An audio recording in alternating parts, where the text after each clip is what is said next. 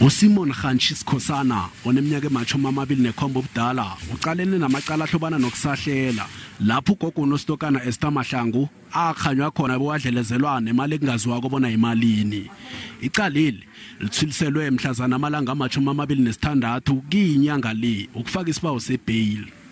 Amalunga omphakathi wemthambothini kwaNdebele athakakathabi ngokuthwiliswa kwaleli cala ngoba mhlokho bazabe baphasi phezulu njengoba inkosi ithabile nje eMandebeleni. Ayikasiphathi kamnandi ngani ngoba ukusilisa kwalo itsiliselwa iveke ngolosibili siphethe kabuhlungu ngani ngoba ngomvulo ingoma iyaphuma sabe siphasi phezulu thina so lisiphethe kabuhlungu mina wethu kokuthoma. Amalunga omphakathi la athi akhanuka ngathani icala lingadluliselwa kenye ikhotho yesifunda nakube ikhotho yeMdutjana eSiyabuswa ihlayela ngemfanelo zokusebenza ngalo.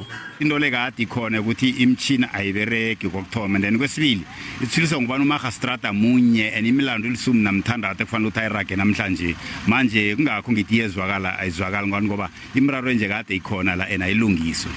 Bomndeni nabo bathi bebangakalindeli nakancane ukuthi icala leli lingathwiliswa. Njengoba besizile la thina besilindele ukuthi yonke into izokhama ngendlela bebasithembise ngayo.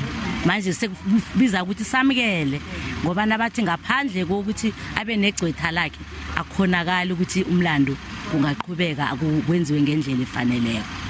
uDorhodere ugogo Esther Mahlangu yena bekangekho ekhotho.